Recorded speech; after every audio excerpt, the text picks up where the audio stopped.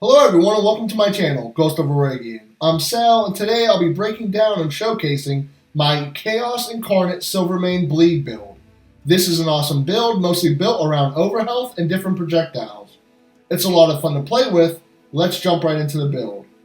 First up we have our Sword of Courage. This is a legendary longsword that you can get from anywhere. Its primal version can only be found in ATOT. Its primary shoots projectiles that deal physical damage to the enemy every time we inflict bleed. It also has our weapon techniques to inflict ailments. Secondaries you want are crit chance and weapon tech damage. Double crit chance and then add crit chance again as your last upgrade. Next up is our Sunflare Destiny. This is a double primary weapon that can be gotten only from ATOT. You'll notice that we have a water element Sunflare, but yours can be any element as long as it has these primaries. More damage at full health, and gain the greater blessing of endurance when you inflict an ailment. The reason you want a different ailment on your secondary is because you do more damage with this build when multiple ailments are on the enemy. Secondaries you want our crit chance, double that and then add crit chance again as your last upgrade. Below that is our charm, the Fate-bound Spearhead. This is a legendary charm that can be found in the Lightbringer game mode only. Keep in mind you will need to uncurse it 3 times when you initially get it.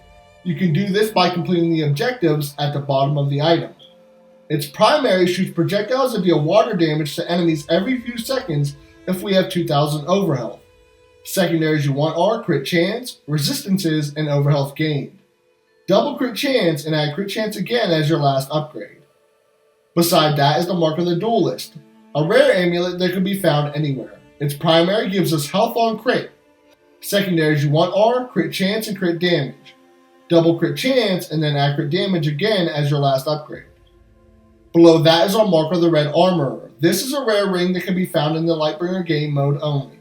Its primary increases our overhealth significantly. Secondaries you want are overhealth gained and overhealth retention. Double overhealth gain and add to resistances as your last upgrade. Next up is our Eye of the Dragon.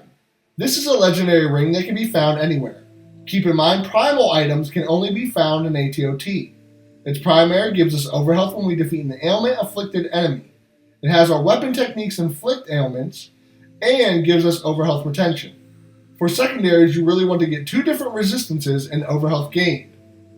Double overhealth gain and add to resistances as your last upgrade. Below that is our banner, the Mesa Banner Roll. This is an epic banner that can be found anywhere. Its primary gives us a base boost in crit chance and crit damage. Secondaries you want are crit chance and crit damage. Double crit damage and add crit damage again as your last upgrade.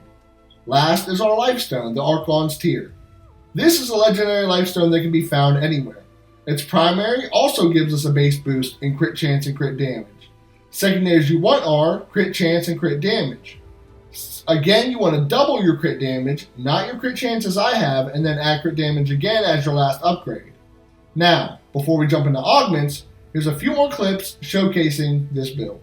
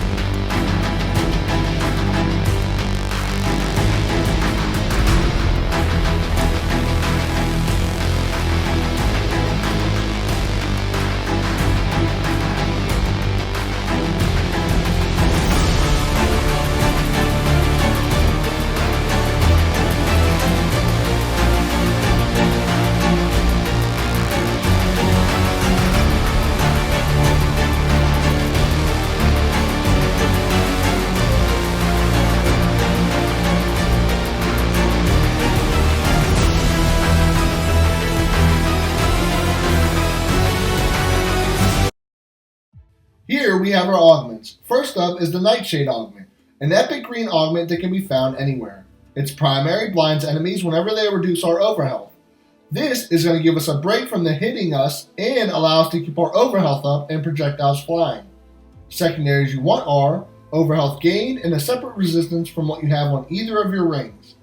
Double overhealth gain and then add to resistances as your last upgrade. Below that we have our Focus Augment. This is a red 5 augment that can be found anywhere. Keep in mind primal versions of items can only be found in ATOT. Its primary gives us overhealth when we crit. Secondaries you want are weapon tech damage and double that and then add weapon tech damage as your last upgrade. Above that is our Twilight Bloom, a 15 red that you can find anywhere. Its primary gives us more weapon tech damage if 2 adjacent augments are red. That means augments directly connected to this augment must be red. Secondaries you want are weapon tech damage, double weapon tech damage, and then add weapon tech damage again as your last upgrade. Polarized bonus damage or polarity attack damage are also good secondaries. After that is the Force of Nature. It's a red 5 augment that can be found anywhere.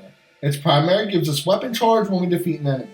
Secondaries you want are weapon tech damage or rampage bonus damage. Double that and then add weapon tech damage as your last upgrade. Above that is Rift, a green 5 augment that can be found anywhere. Its primary gives us more damage for each ailment on the enemy. Secondaries you want are damage to bleeding enemies or overhealth gained. Double it, then add to resistances as your last upgrade. Next up is our Dauntless Augment, a 15 blue augment that can be found in the Lightbringer game mode. This gives us polarity attack charge speed and bonus damage if our resistances are above 45%, which is why we want to have different resistances on all of our vitality items. For secondaries, you want damage to bleeding enemies, double it, and then add might as your last upgrade. Below that is the Paradise Augment, a red 5 augment that can be found anywhere. Its primary gives us weapon tech charge whenever we crit. Secondaries you want are weapon tech damage, double that, and then add weapon tech damage again as your last upgrade. Above that is Divine Conduit, a blue 5 augment that can be found anywhere. Its primary gives us arc on charge whenever we are hit. Secondaries you want are damage to bleeding enemies, double it, and then add might as your last upgrade. Last is our greatest augment in this build, and that is to keep the projectiles going, the Void Shell, a legendary green augment that can be found anywhere. Its primary gives us overhealth whenever we crit depending on how much might we have connected to this augment. Secondaries you want are overhealth gain and 2 separate resistances to help with our Dauntless Augment. You want them to be different than what you have on your rings and your previous augments. Double overhealth gain and then add to resistances as your last upgrade. Now, let's jump on over into our skill tree. Here we have our skill tree. Not much has changed. We're still fully spec'd into weapon techniques, soul shatter, vitality, 1 into weapon timing, fully into crit chance, fully into crit damage, fully into resistances, fully into spirit, rampage, fully spec'd into ailments, recovery, weak points, polarity attacks, all stats, and then we have a few randoms into finesse, takedowns, and that's it. Well, that's all I have for this build. Thank you so much for watching. I have my Ultimate Loot Guide Part 2 releasing soon, along with another build. I also want to invite you all to our Discord. We have tons of active members that play daily, guides, builds, and more. The link will be in the description below and the pinned comment. Thanks again for all the support. Until next time, take care.